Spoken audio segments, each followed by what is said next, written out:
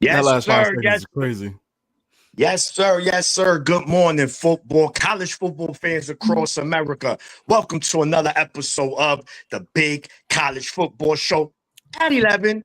Today, I will be your host, the Maniac. And before I introduce my all-star cast, my brothers, guys, this is the last Saturday of September. As fast as we want this football season to come and it gets here, is as fast as it goes, man. So let's enjoy it while it's here, because next time we see our team play, it'll be October.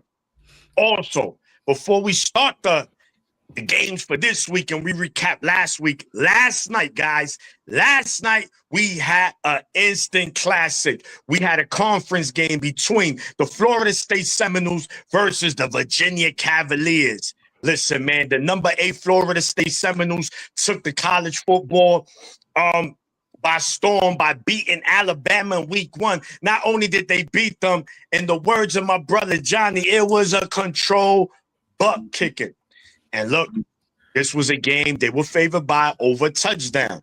They end up losing in double overtime, a controversial call, which to me, I would have called that a touchdown. But again, I don't get paid to do that. I get paid to work in the hospital.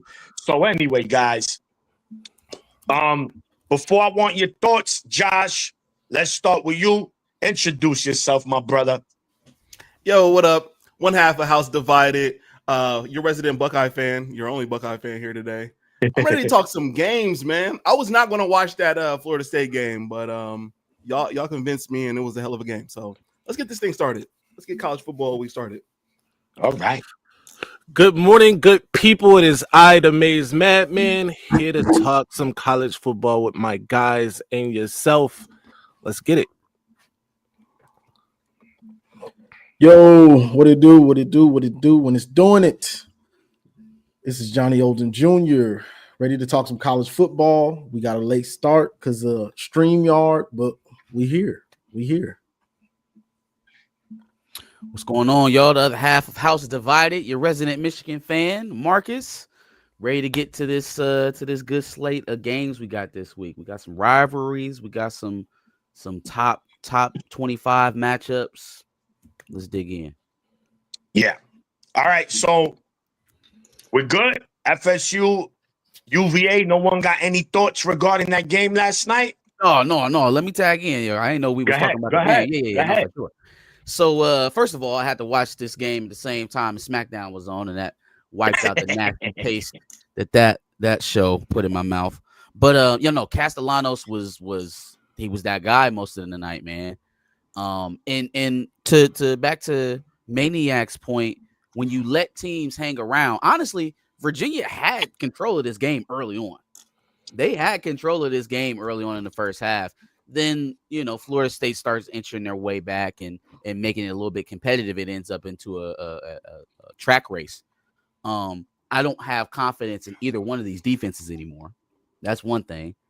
But shout out to Tony Elliott, man. I think he has something going on in Virginia. I had thought that Fran Brown up there at Syracuse has stolen some of his thunder over there in the ACC, but he's still got a solid program over there, and he saw an opportunity to be a top 10 team at home early on in the season, and they seized it. To talk about the Deuce Robinson catch, I was screaming the entire time that was a catch until the last review, the last shot they showed on the replay.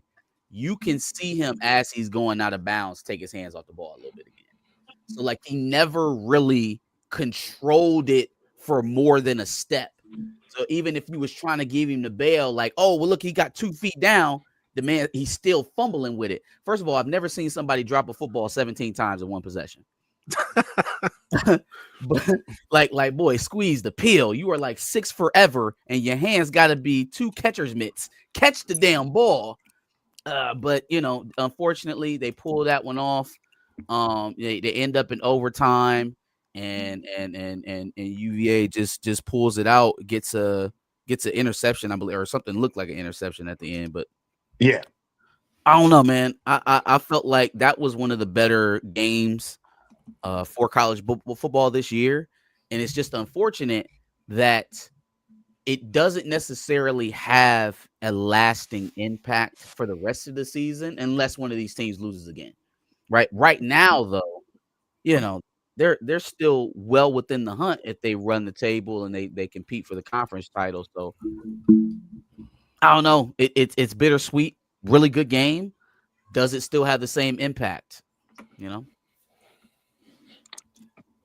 All right. Josh, any thoughts on last night's classic? Yeah, first of all, does anybody have eyes on Squirrel White after that? After the fans, He good, bro. He all right. I'm just wondering because it seemed like everybody. And I'm sure it was some extra stumps in there.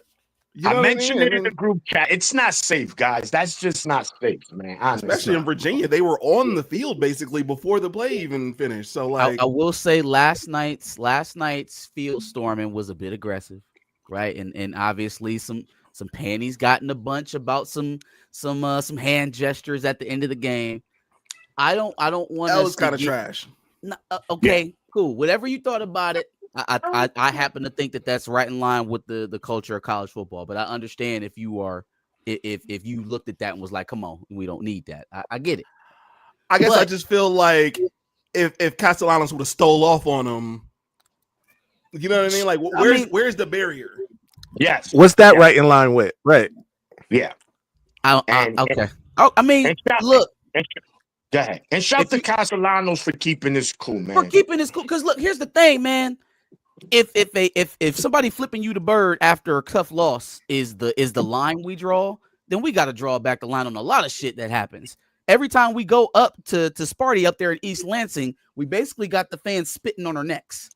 Okay, so there's a lot of things that we have to adjust if we're going to take that much offense. When you get the chance to finally be in front of an athlete and you flicking them off again, right? It's trash. There's no barrier when now you're right in front of him. Do you want to strip something away from the culture of college football because of one asshole on TV? Is my point. No, not that. I would say, look, no. I don't want to spend too much time on this, but I would say not that part. The flipping the bird, I get it. It's the safety. You saw the wide receiver from Florida State. Now he's an opposing player. These fans are not going to care about him, right? Yeah. And eventually someone can get a serious injury is what I'm saying. I mean, it's cool for college football, but at the end of the day, let the players get off the field. Let the fans storm it. I don't care, man, because you're going to get one of these YNs. They're going to knock one of these fans out. I'm telling you. On top of that, typically, there's some kind of barrier preventing this from happening. There was absolutely no barrier in Virginia Stadium. Well, how exactly are you supposed to stop 30, 40, 50,000 people from rushing at once? There really is no metric from that other than banning it outright and making it illegal, which I think is a step too far. Yeah. It's a complicated conversation for sure. It is. I mean, that's gonna be that could be a topic for another episode without a doubt, man. Hopefully we get a few storming in Washington today. But anyway, so okay. Josh, man, okay. Go ahead. So go ahead, Josh. You can wrap it up before we you good? Before we hand it off to me. Obviously a classic game. I really would have liked to have seen Castellanos win that one, me personally. I've just become a fan of him. He called his shot against Alabama and won that game.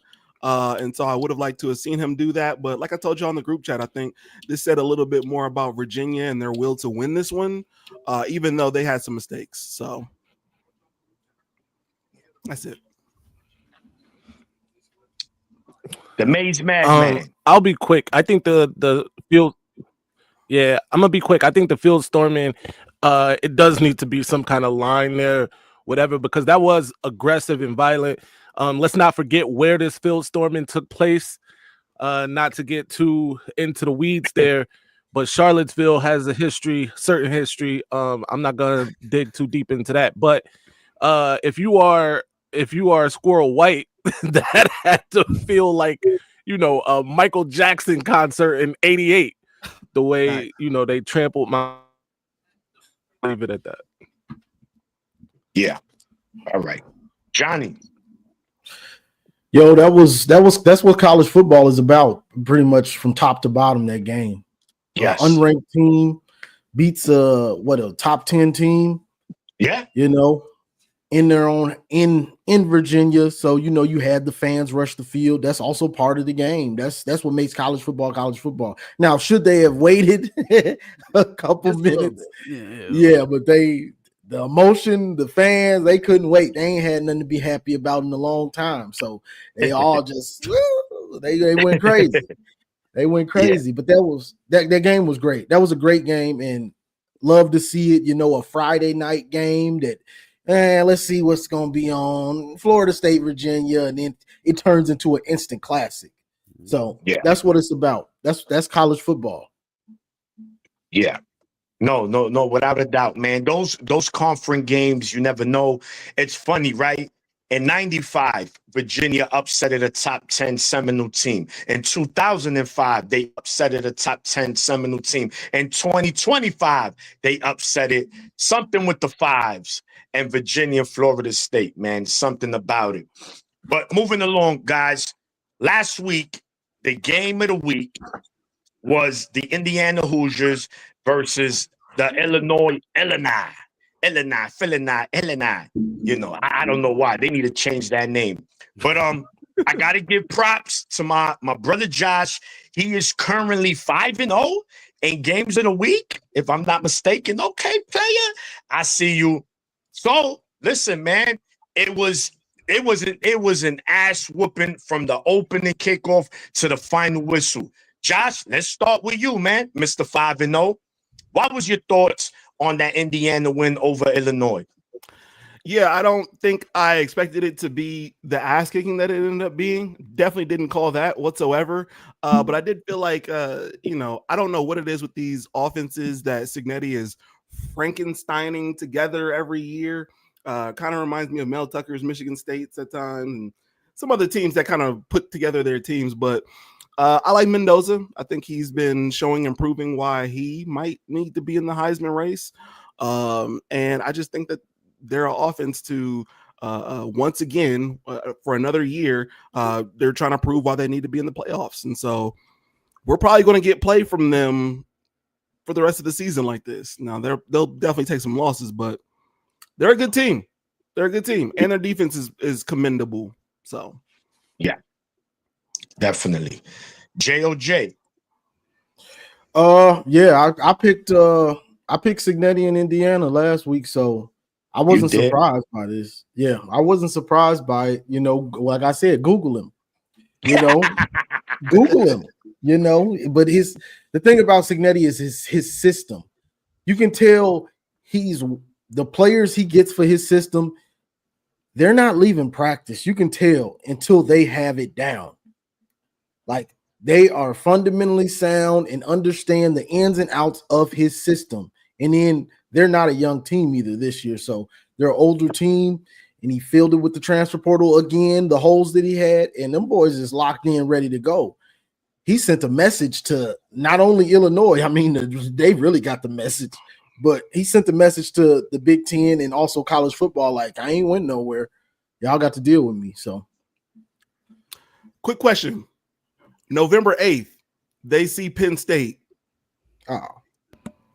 I'm just wondering, do y'all think they're big enough to beat Penn State? And they might. Ask me that question after today. Ask me that question after Penn State. Good one, Marcus. So, go ahead, Marcus. Let us know, man. Was that ass whooping that Illinois took last week surprise you? They made a believer out of me. They made a believer out of me. I was strongly in the camp of Illinois, and Illinois has a chance today versus USC to maybe turn perception around for them. But as of right now, as we speak, and as of what I saw last weekend, boy, they ran up in their house, took everything while they was laying on the floor. They said, lay it down right now. And one thing that really surprised me about it is that they were able to hold Illinois down with their front. Like I didn't expect them to be able to stop their running game, which essentially made their RPO game ineffectual. Like there is no RPO if you have no run, if you're not running the ball to any effectual point. Yeah, defense is a lot better than even what I thought it was last year. Offense has continued to be a fire starter, an engine for the team. I think there is a little bit to be found out in whether or not, if you take away the big plays away from Indiana, if you can slow them down, like if you have a decided advantage in the trenches and they have to find extra ways to move the ball that aren't just, throw the ball a million miles, then can they move that way? Can they be methodical in a defensive struggle? They haven't had to prove that yet. I think they will as they get deeper into the season. But as it stands now, man, color me impressed for sure. Yeah. Yeah, I'm impressed. I think one of the things that I took away from it is they can score with anybody. And even before they get to Penn State, by the way, Josh, they got to play Oregon, I believe, before that. So we're gonna know a lot about this team for sure in the coming weeks. But I think they can put up points with anybody.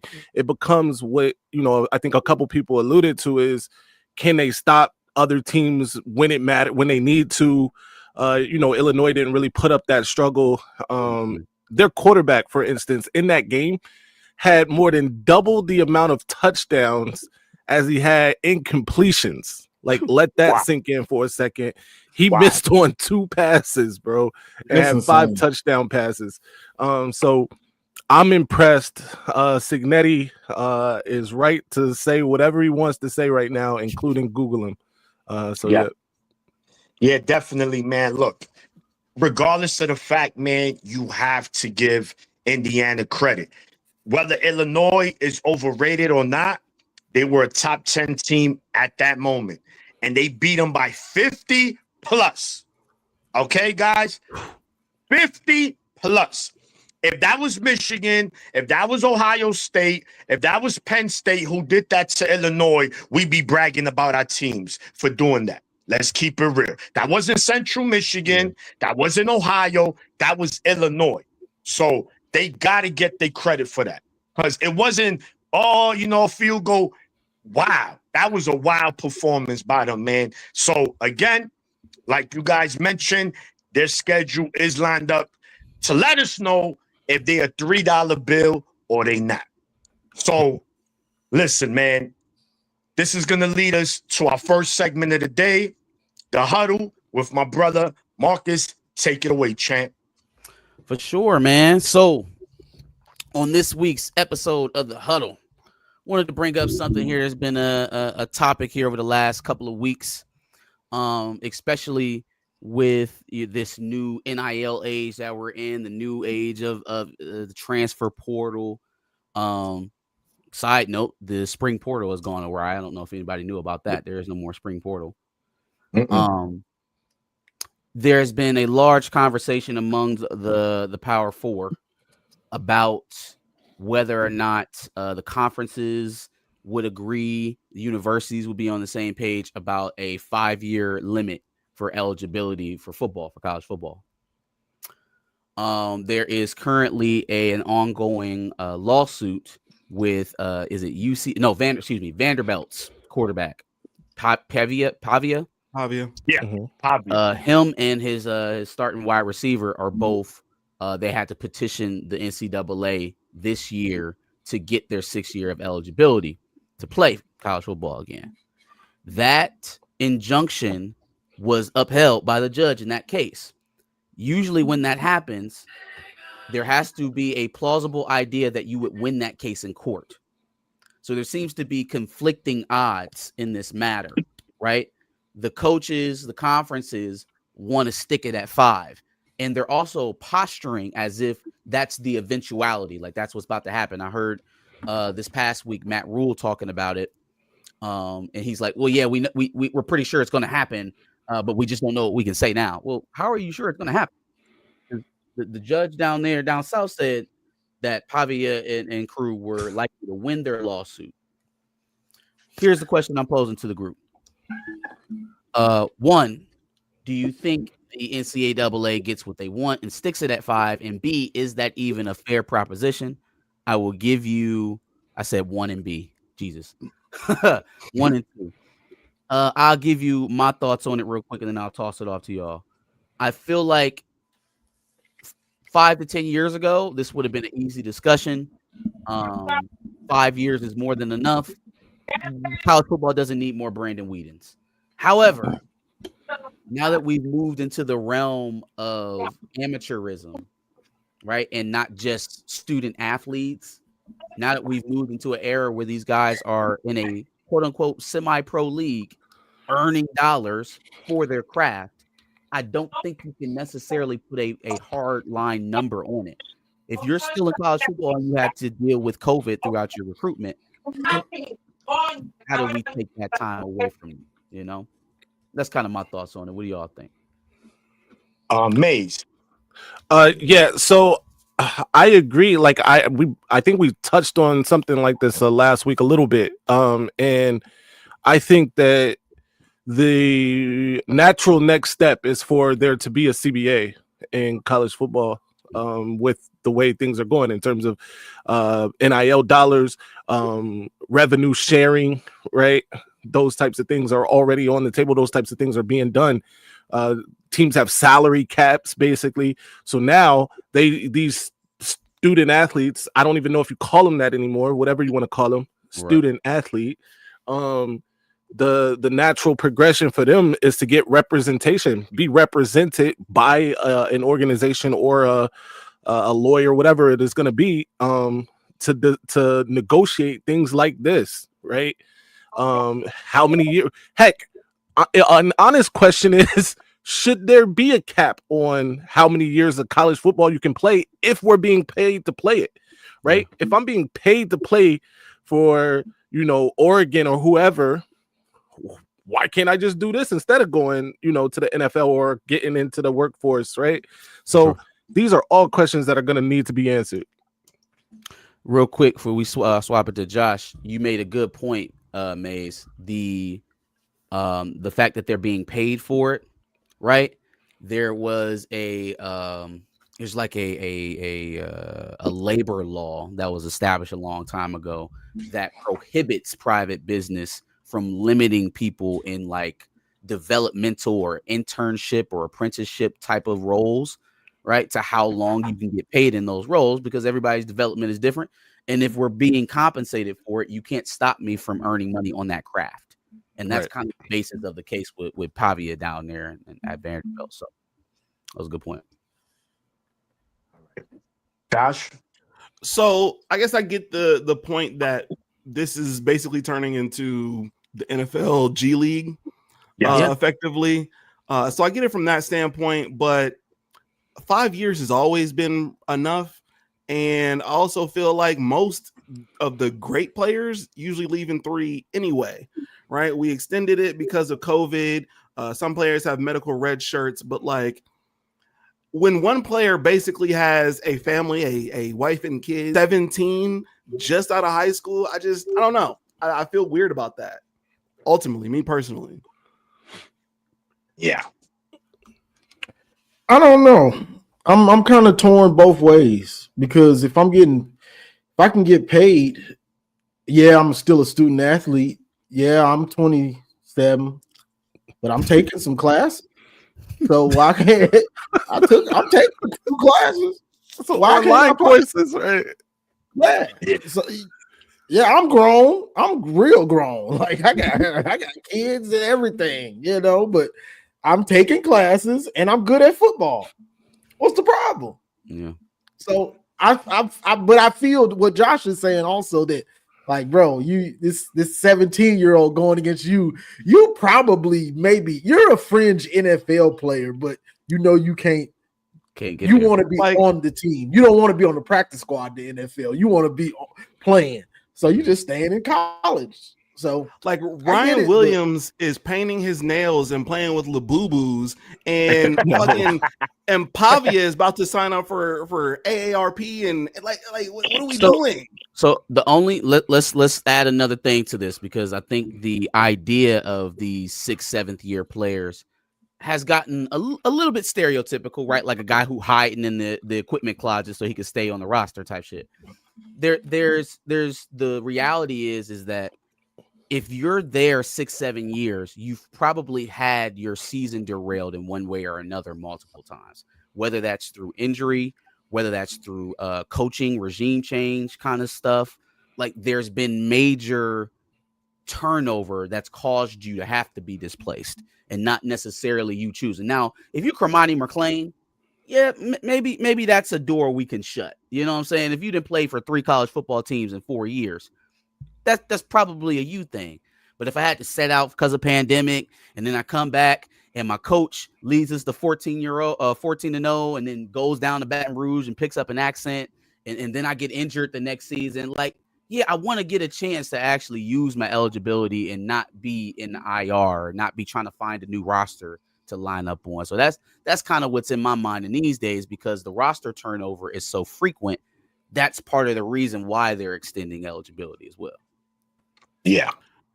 No, I don't want Cade McNamara to continue playing. I'm just saying. Yeah. I'm just throwing that out there. Yeah.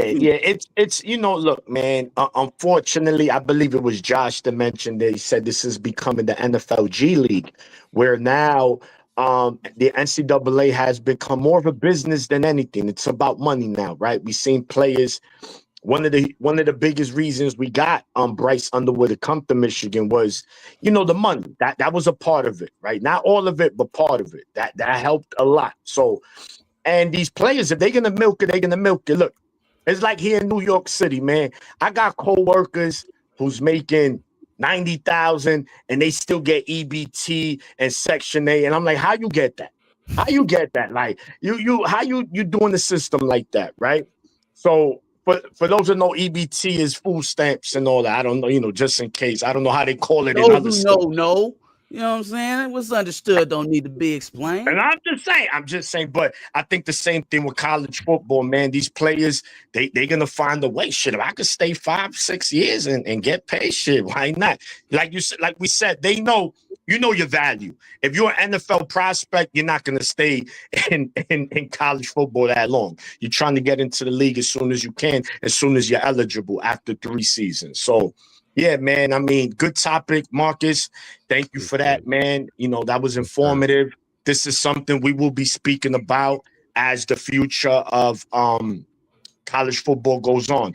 All right, guys, so let's get to it. Today, we have a very, very good slate of games. And as you know, we do the game of the week last.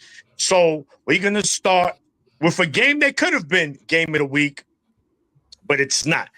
Alabama Roll Tide versus Georgia Bulldogs. Kirby Smart, gentlemen, is currently 1-6 versus Bama. 1-6. His last win came in the 2021 National Championship. He has lost 2 in a row since then. Does Kirby get it done today? JOJ. I think Kirby does get it done. Honestly, I don't like to pick against Georgia very often, really. But I'm going with Georgia mainly because I'm not sure if Bama's ready just yet. And I guess you could say the same about Georgia, but I've seen Georgia go head to head with Tennessee, offensively, which isn't easy to do, but I'm still waiting to see about Alabama. To me, if they can't run the ball consistently on Georgia, they're going to have problems. Georgia likes to be a balanced team, which that's how you should play the game. But if Alabama can't do the same, they're going to have problems, because to beat Georgia, you really – if you have a great quarterback that can slice and dice, you have a shot. But you really want to be able to be balanced to beat Georgia, be able to establish the run. So I have Georgia in this one. No doubt. So I feel like I think one of the things that isn't being spoken about enough in this rivalry, they've played a bunch of times since Kirby Smart's been there. He's obviously 1-6 or whatever his record is. This is the first time they're playing a true home game for Georgia at Georgia during his time there. First time that Alabama's been on the road to Georgia since like 2015. That said, Alabama seems to have Georgia's number. Even last season, Kaytron Allen, got that win over them. Ryan Williams, made a spectacular catch in the end. It was a great game. Ended up being a great game. Looked like it was going to be a blowout. I'm going to take the upset here.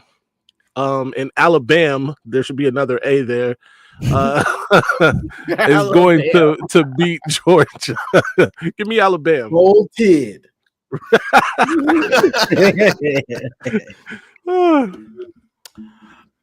Okay. I feel opposite about Alabama. I don't know what the faith in Kaytron Allen is and the culture that he's built around Alabama. Obviously, since Nick Saban's gone now, it's Kaytron Allen's team. They're going on the road. Both teams had a bye week last week, I believe.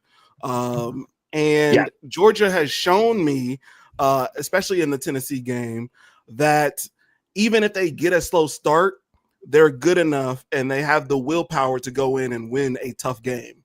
And so even if Ty Simpson gets it going somehow against Georgia, I still take Georgia. I still take Kirby Smart. I just think they will probably want it more as well. I got the Bulldogs for sure. Yeah, I'm not gonna be long-winded about this one. Go ahead and give me Georgia. I think this will show you for real what's going on at Bama. This game right here. You said Kirby Smart's 1-6 versus Bama overall. Yes. Okay, 2-6 after today. Give me Georgia. Yeah. It's real quick. It should be another classic, man. Kirby, I think Georgia's that drag them out team. This is a different kind of Georgia team this year, man. I think they could get it done. They could score points with you. I think they could beat you in a low-scoring game. I think this is the Georgia team we're going to get, but I think it'll be another SEC classic. I think Kirby definitely gets it done today, but it's going to be a goodie, man. It's the mental block. You got to get over that, man. So I'm going to take the Bulldogs as well. Another SEC showdown. These two are undefeated. You have the LSU Tigers, who many feel could be the number one team, but offensively, they've been not looking elite at all. Their defense has. Ole Miss, we know their coach, Lane Kiffin, he's always on the verge of, this might be it. And then James Franklin. Does Lane Kiffin get it done today, guys? Marcus, we'll start with you. It's an interesting matchup, right? Because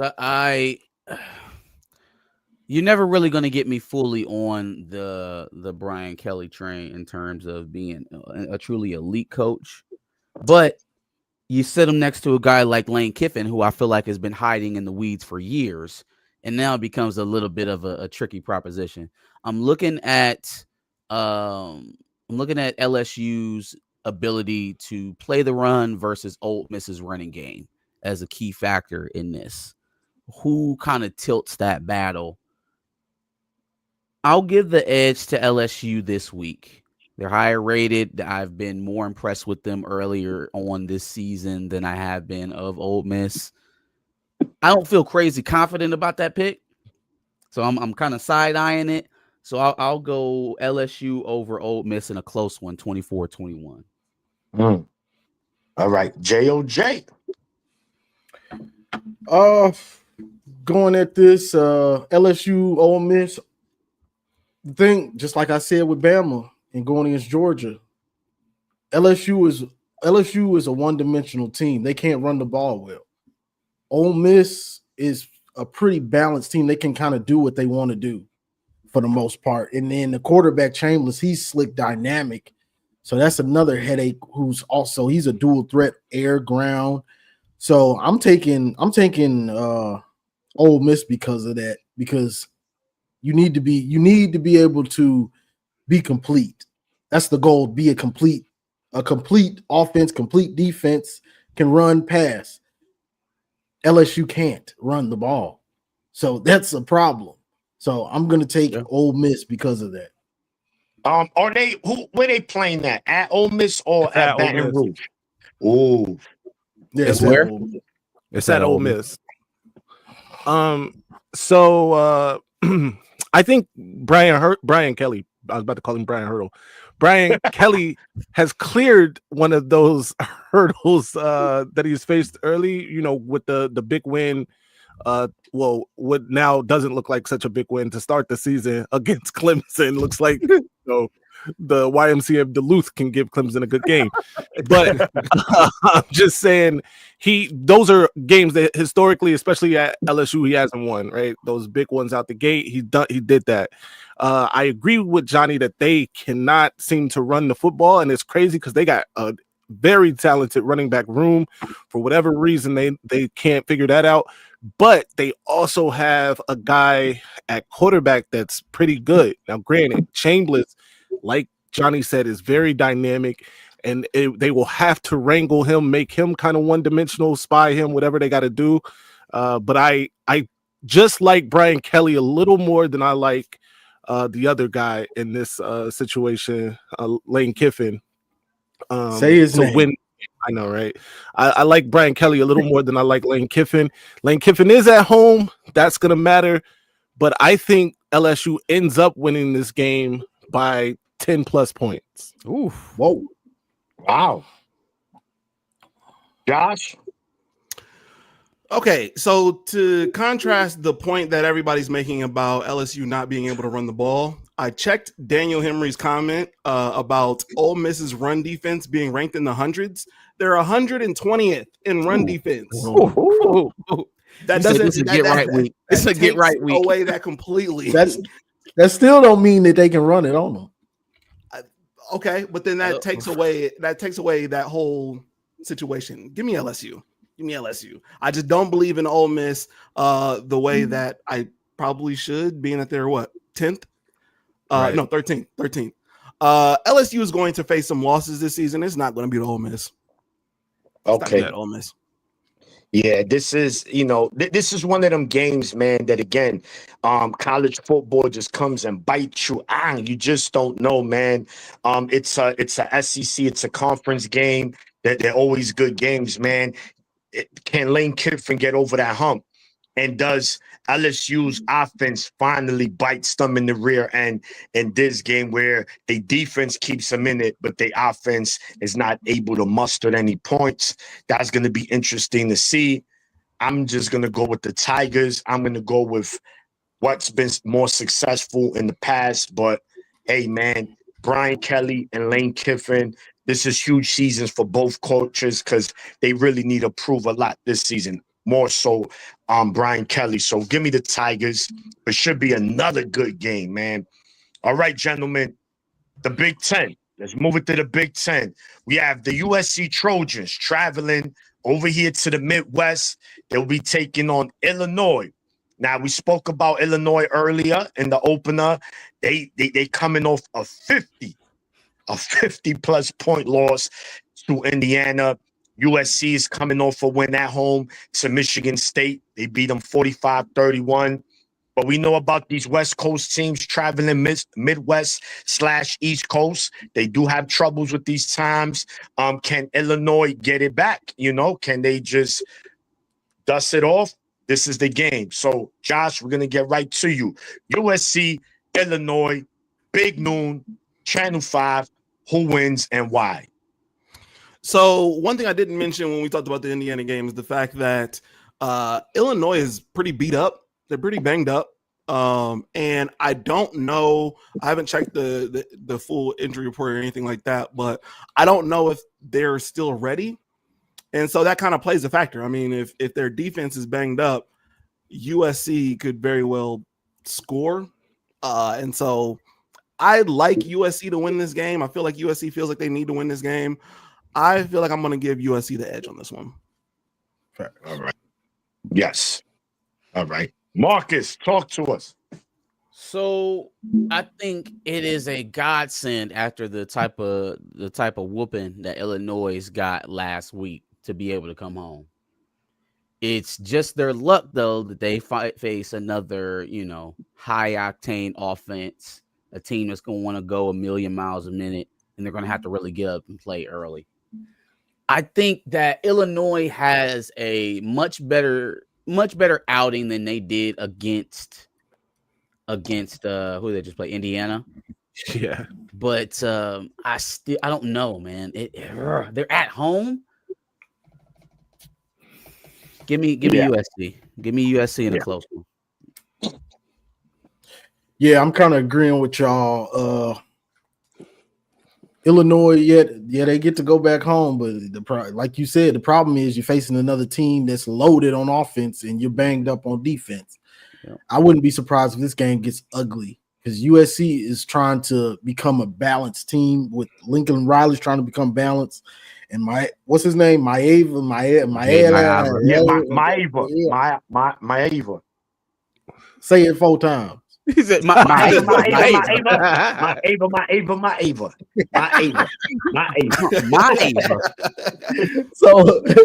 So and he's dynamic, sorry, I can't say those names correct half of the time, but he's dynamic, and with those running backs and what they're doing on offense, I think Illinois is in for a 2-week headache right now.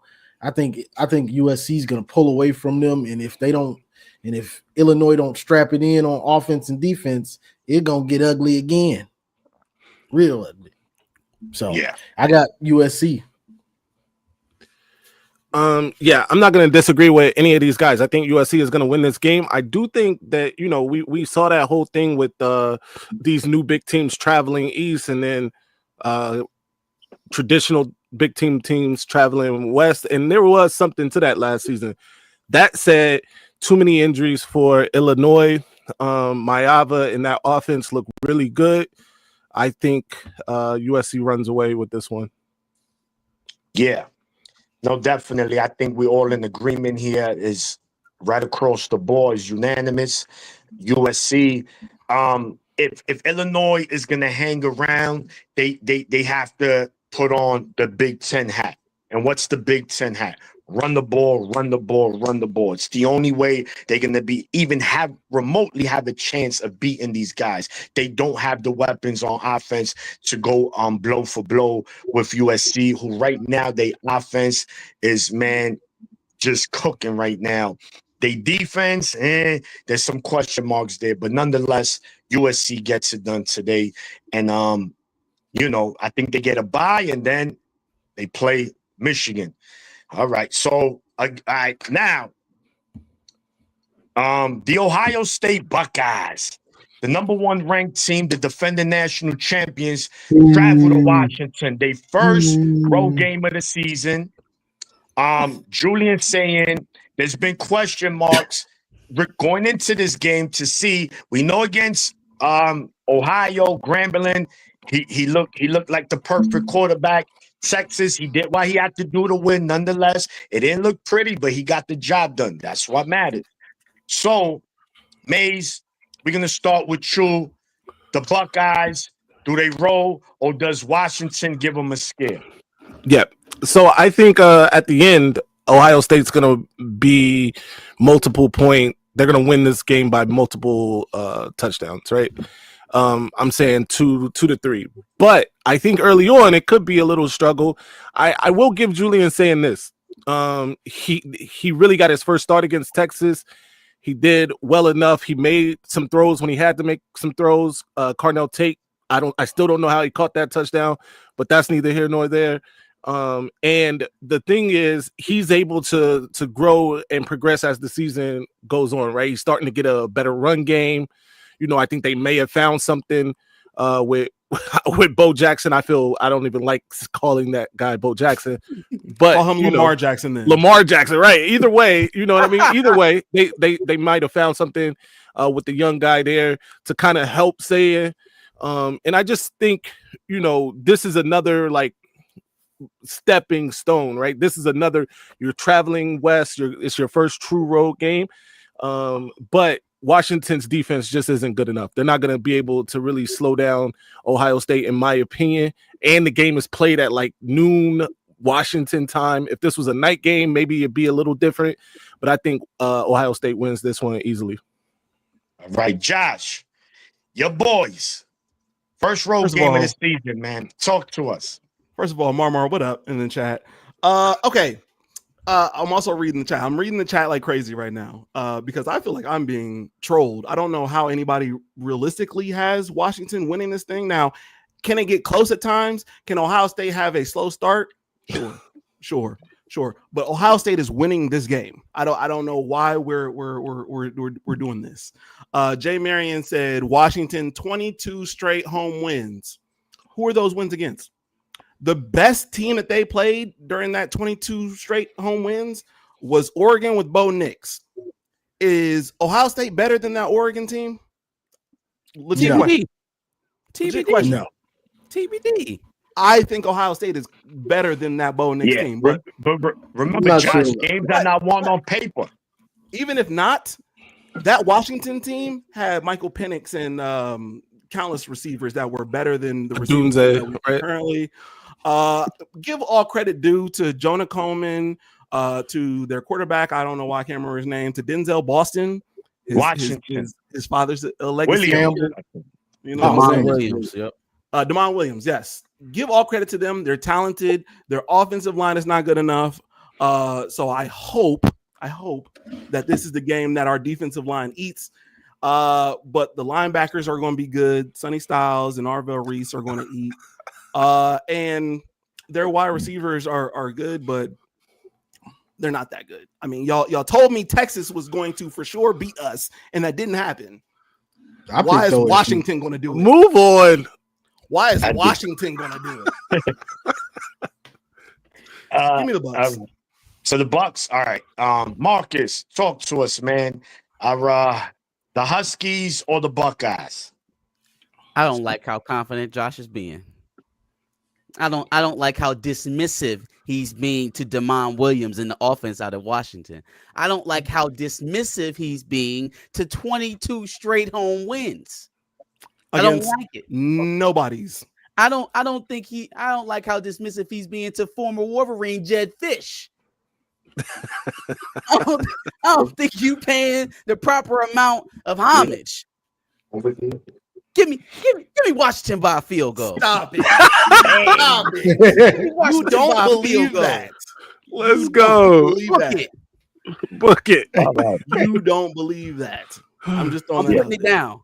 Okay. All right. Oh, what's your game of the week?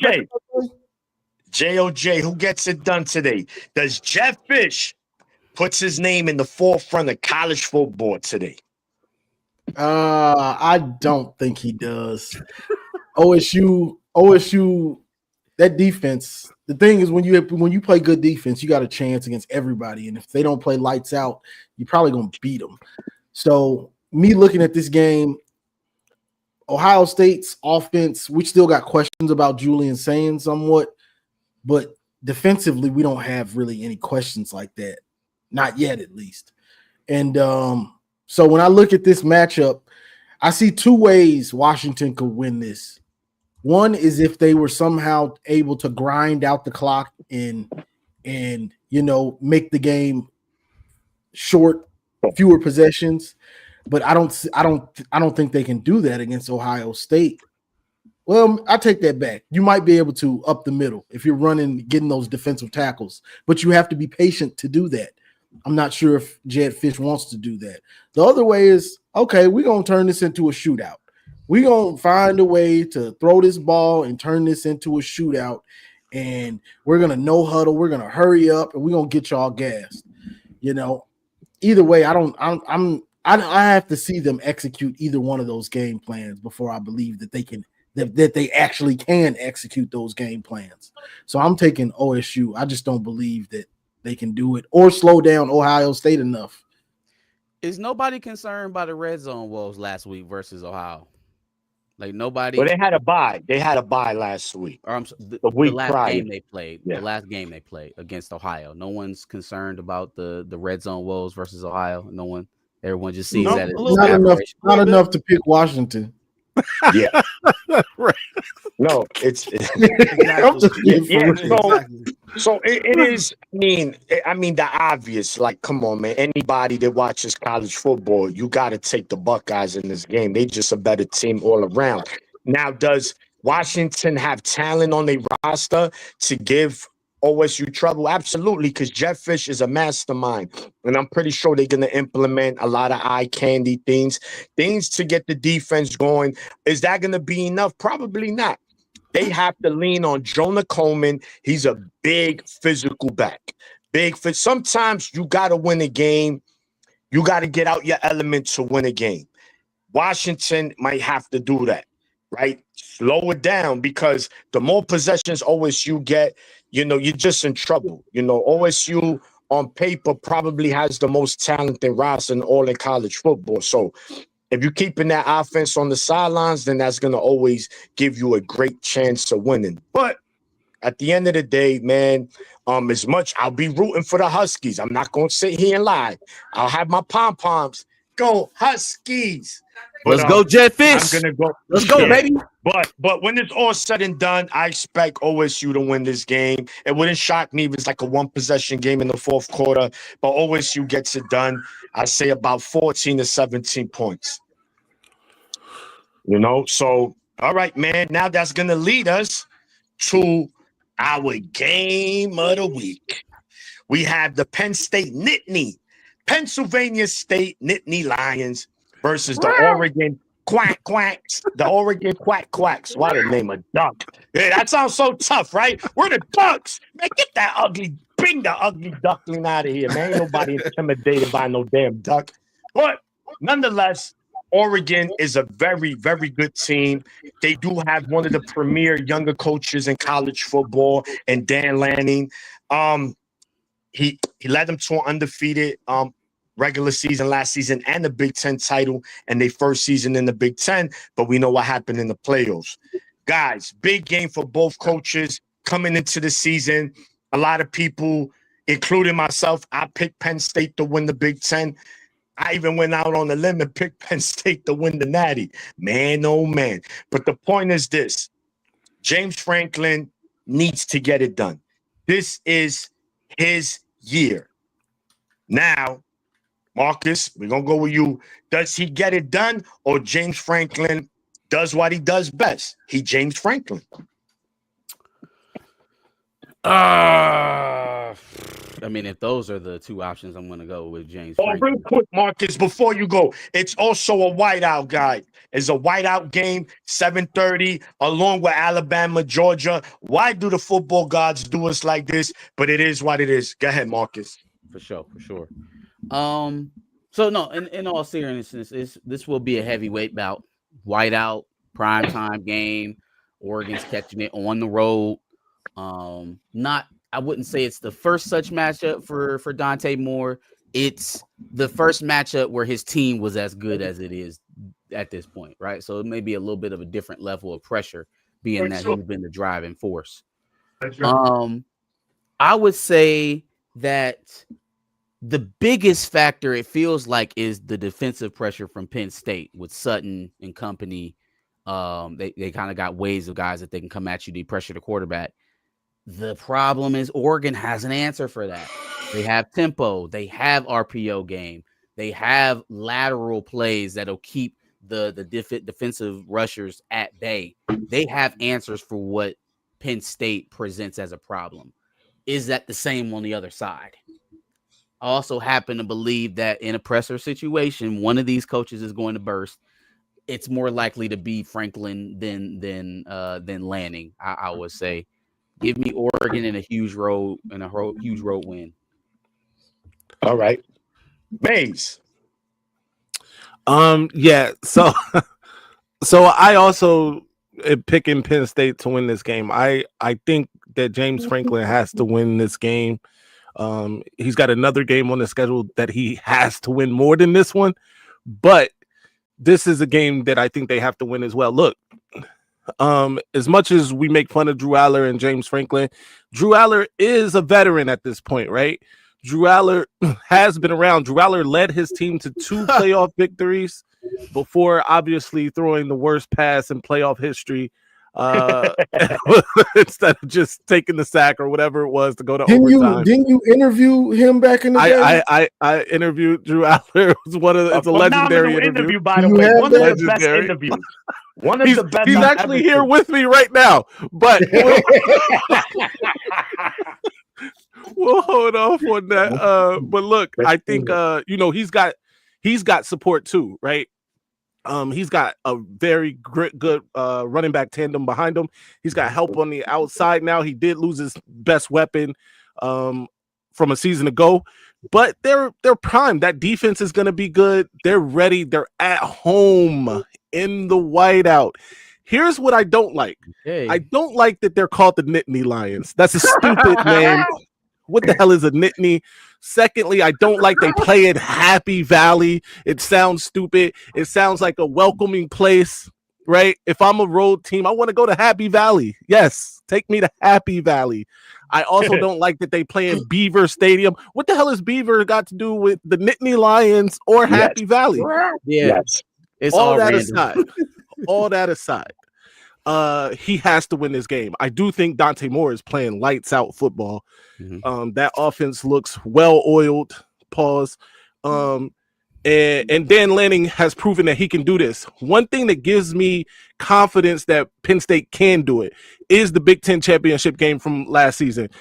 Oregon got up big a couple times. Penn State fought back each time. Penn State, if they get that defensive stop on that final Oregon drive, we don't know what happens. Give me Penn State in a close one. All right. Josh, by the way, before you go, Josh, be advised, guys. My brother is 5-0 on the game of the week, so you might want to listen a little closer. All right. In 1999, Penn State was number 2 against an unranked Minnesota, up 24-23. What happened? Y'all are all Michigan fans. In 2005, Penn State was number 6 against an unranked Michigan, up 25-21. What happened? I remember that game. Mario Manningham back in the end zone. Last season, given the easiest road in the playoffs, Penn State was number 6 against number 7 Notre Dame. Game tied 24-24. What happened? Right. The football gods hate Penn State, and it has nothing to do with James Franklin. But when I add James Franklin into this equation, he does not win big games, and we all know this. Drew Allar has been touted as this great quarterback time and time again. Going into this season, Penn State was supposed to be world beaters. What happened to that? Nick Singleton and Kaytron Allen don't look like the Nick Singleton and Kaytron Allen from their freshman year. Their offense struggled against FIU and Villanova.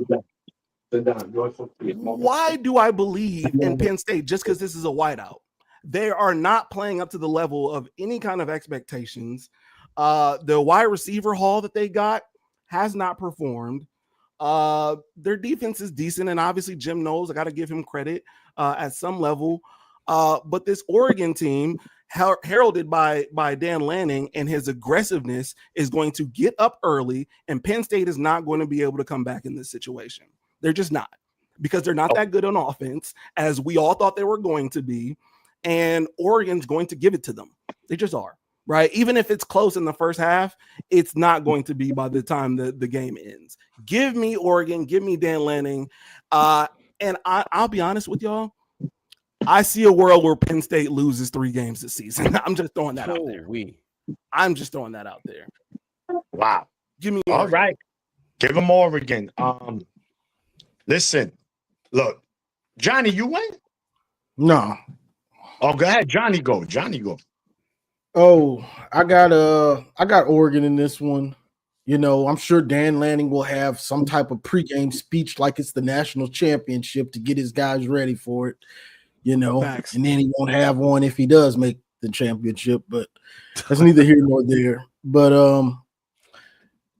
Penn State, I just don't believe in them that much. And Drew Allar, he never shows me enough. You've been around a long time, bro. You should be able to carry a team in a big game. He should be able to carry them to this win. if he needs to, and I don't think he can. Dante Moore and those receivers and the offensive scheme of Oregon, I think it's going to be too much. I don't know if Penn State, because when you play a team like this, and the same thing goes for a Washington team, they're going to throw all these sideways passes and stuff. They're going to make you defend every inch of the field.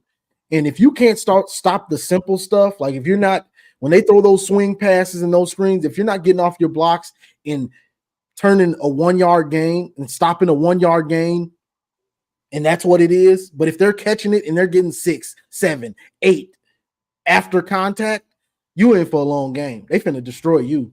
So that's going to be a thing to watch Penn State. Will they watch? If they're not getting those tackles, when they throw those swing passes, if it's only going for 2 or 3, we might have something to watch. But if they breaking the tackle or making that first dude miss and he's getting 7, 8, or even 25 or 50, it's going to be a long day for them. So I don't believe in James Franklin. They're going to have to prove it to me. And if Penn State can't run the ball consistently, it's a wrap for them. Yeah. Yeah, man, this is definitely, to me, a game where it's more for James Franklin. I think we have to see Penn State win this game. I do think that playing at home in the whiteout game is going to be a huge factor. Although in Eugene, they have one of the more hostile environments in all of college football. But I think Penn State in Happy Valley, man, it sounds like a club that a certain group shouldn't go to. Hey, I saw you in Happy Valley. Hey, yo. You wow. You wow. They about to cancel us. You might be on something. You in Happy Valley. I saw you in Happy Valley. Right. You was dressed as a Nittany Lion. Hey. Didn't I see you in Happy Valley? Yeah, I saw you coming out of Happy Valley. Hey, either way, were you leaving Beaver Stadium? Beaver Stadium, girl. I love Beaver Stadium. Oh man, Beaver. No man, it's another great game on the schedule, man. This is gonna have a lot of Big Ten implications. The winner definitely in the driver's seat to head to the Big Ten championship. Like Mays mentioned, they did face each other in the Big Ten championship last season, a game that Oregon won by 1 possession. Listen, guys, bro, I'll keep playing with fire and I don't learn my lesson. I'm going to go with James Franklin because I think Jim knows could be the deciding factor here. I think they've been waiting for a game like this. But again, I think if a team get blown out, it will be Penn State. I think if Penn State win this game is a 1-possession game, Oregon has Sadiq. They have Decorian Moore, probably the best freshman in all of college football, not named Bryce Underwood. And it's going to be a lot for that defense. So I'm eager to see how does Jim knows attack the high-octane offense, man. It's going to be interesting. Like Johnny said, they like to attack you vertically as well, not just laterally. So we're going to see how they do that. But give me Mr. Choke Artist, James Franklin, gets it done. Then we hype him up, only for him to lose to Minnesota like 2 weeks later or something. But I'm gonna go. I'm never hyping up James Franklin, by the way. I know. I'm going to Nittany Lions, man. And let's see. Should be another good one. We're almost wrapping it up, but before we do, of course, it's only right we end it with my brother segment. Get money with Josh. We gotta sing. We gotta sing the song for the segment. I get money. I get money. We gotta sing this. You know they'll copyright you for the melody just alone. Throwing that out there. They gonna get your ass. I get it. Johnny got a freestyle. No. Go ahead, Johnny. Freestyle. All right, man. Yutta's intact. You know what I'm saying? We about to get y'all shamanyan. You heard? You heard? Dead ass B. I don't got the do-rag. I don't know where the do-rag went. I don't know. Anyway. All right. I left it at Happy Valley. I left it at Happy Valley. Facts. 1,000%. at Beaver Stadium. Anyway, I got USC money line before I even knew we were going to actually preview that game here. I just think a beat up Illinois. Give me USC money line over them. Ohio State money line. Come on, y'all. What are we doing? I know Marcus says he's got Washington, but he's capping. Don't mess up your money on listening to Marcus. I'm just saying. Take the Georgia spread. Take the Georgia spread. I think it's going to be a close one at the very least. So they're not going to probably. I think they're going to win, but at the very least, 2.5 spread. I think that's a good one. Also, on a serious note, take the UCF spread. First of all, Scott Frost and UCF has been playing really well. They're undefeated. Kansas State looks atrocious. I think they're 1-3.